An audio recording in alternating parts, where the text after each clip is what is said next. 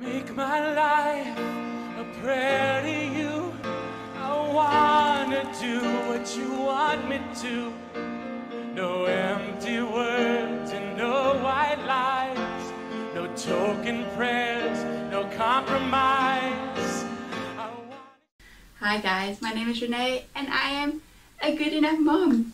Thank you so much for joining us today for today's scripture reading. We are currently reading through Genesis and we're now Genesis chapter 8. In chapter 8, Noah is experiencing something very similar to what we're experiencing at the moment, but to a far greater degree. He and his family were also in lockdown. They were experiencing social isolation from the rest of the world, and they had absolutely no idea of what the future held.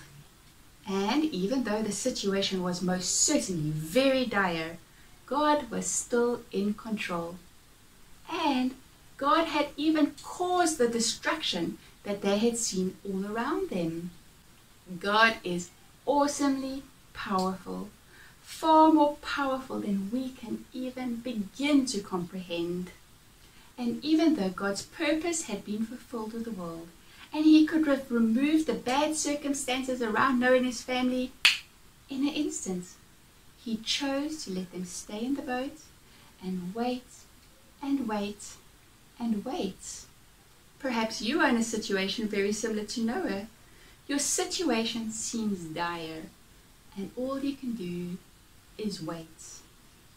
I want you to take comfort in the fact that God is still in control.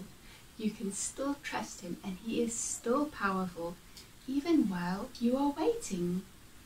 Just like the day came for Noah and his family when their waiting was over and God came and opened the door for them, so too for you, the day will come when your waiting is over and God will open the door for you. So let's dig right in and we start to read chapter 8 of Genesis.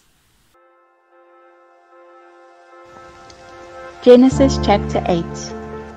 God remembered Noah, all the animals and all the livestock that were with him in the ship, and God made a wind to pass over the earth. The waters subsided, the deep's fountains and the sky's windows were also stopped, and the rain from the sky was restrained. The waters continually receded from the earth. After the end of 150 days, the waters receded. The ship rested in the 7th month, on the 17th day of the month, on Ararat mountains. The waters receded continually until the 10th month. In the 10th month, on the 1st day of the month, the tops of the mountains were visible. At the end of 40 days, Noah opened the window of the ship which he had made. He sent out a raven. It went back and forth until the waters were dried up from the earth. He himself sent out a dove to see if the waters were abated from the surface of the ground. But the dove found no place to rest her foot, and she returned into the ship to him. For the waters were on the surface of the whole earth. He put out his hand and took her, and brought her to him into the ship. He waited yet another 7 days, and again he sent the dove out of the ship. The dove came back to him at evening, and behold, in her mouth was a freshly plucked olive leaf. So Noah knew that the waters were abated from the earth. He waited yet another 7 days, and sent out the dove, and she didn't return to him any more. In the 601st year, in the 1st month, the 1st day of the month, the waters were dried up from the earth. Noah removed the covering of the ship, and looked. He saw that the surface of the ground was dry. In the 2nd month, on the 27th day of the month, the earth was dry. God spoke to Noah, saying, Go out of the ship, you, your wife, your sons, and your sons' wives with you.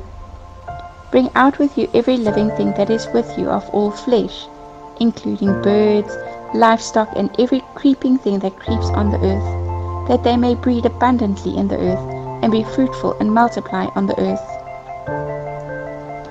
Noah went out with his sons, his wife and his sons' wives with him. Every animal, every creeping thing, and every bird, whatever moves on the earth, after their families, went out of the ship. Noah built an altar to Yahweh and took of every clean animal and of every clean bird, and offered burnt offerings on the altar. Yahweh smelled the pleasant aroma. Yahweh said in his heart, I will not again curse the ground any more for man's sake, because the imagination of man's heart is evil from his youth.